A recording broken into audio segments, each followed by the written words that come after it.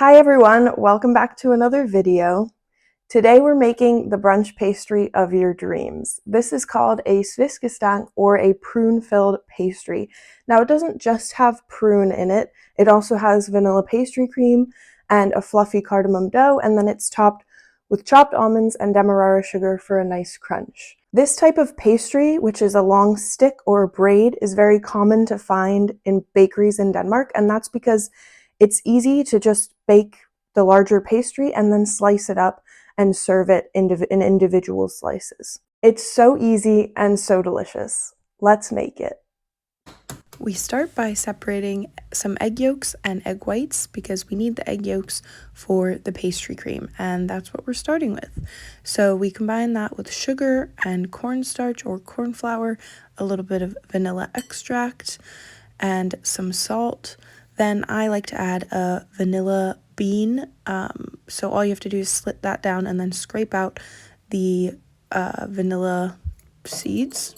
Is that what they're called? Oh, there's a vanilla pod too. Sorry, I said the wrong thing. Anyway, I'm making my own vanilla extract, so I just add any leftover bits of the pod to my extract. You can Google how to do this. It's pretty easy and it can last you way longer than the store-bought stuff. Then I whisk that together. You can see the little flecks of vanilla bean in there. And then I heat up my milk just until it's starting to bubble a bit and it's steaming hot. Pour half of that into the eggs while whisking really well because you don't want to scramble anything. And return the eggs into the rest of the milk and heat that up on the stove until it thickens. This still cooks your eggs, it just cooks them really slowly and evenly, and then the cornstarch is what helps it thicken. You add a bit of butter here with it off the heat, and that gives you that really smooth, glossy finish, which is what you want.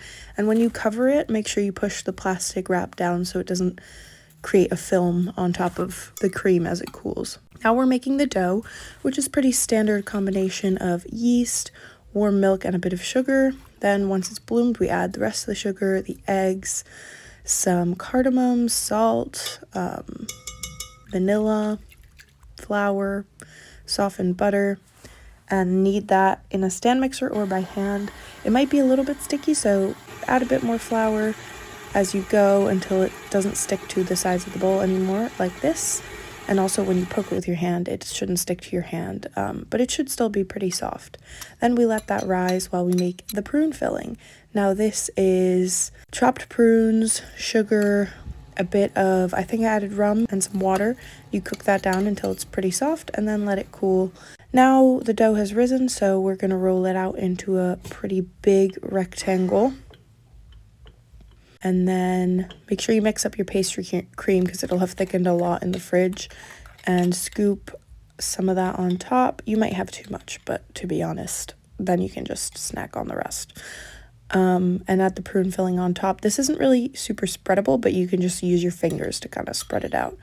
And now we have to do the braid. So I cut out slits at the top and bottom to tuck over the filling so none of it runs out, and then you cut these strips on either side. You want to cut an even number, and then you just braid them, fold them one over the other until you get to the bottom. As you can see, mine kind of crept down, so I almost had like an extra one at the end, so I just cut it off and moved it to the top. Super easy, and you can adjust this so it looks right. See, I just tucked in any bits that were kind of sticking out and looking weird, and then very carefully transfer this to a baking sheet. This was probably the hardest part of this whole process, so you might want to just braid it on the baking sheet. You let that rise again and then egg wash it, and then we have some demerara sugar, or you can use pearl sugar if you have it, and chopped almonds on top, and that goes in the oven and it comes out looking absolutely beautiful. You want to make sure it's done underneath. Obviously it has a lot of filling and the filling is pretty moist, so just make sure it is fully cooked underneath and a nice brown color. Here's my hand for size. It's a very, very big pastry, but that's exactly what you want from this because it serves so many people just from baking this one pastry, and it looks beautiful and tastes even better. So now let's give it a try.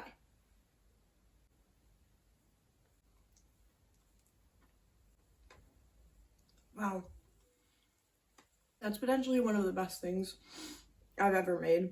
Just the amount of pastry cream in it is perfectly balanced with that prune filling too. So you just get a nice taste of prune. It's not like overwhelming at all. And a nice creaminess from the pastry cream. The crunch on top, the texture of the dough. Definitely give this a try. It's a very impressive pastry to make for a gathering. And I promise you the taste will be even better than how it looks. The recipe is linked here on the screen and in the description below if you want to give it a try. As always, thank you for watching, and I'll see you next video. Bye!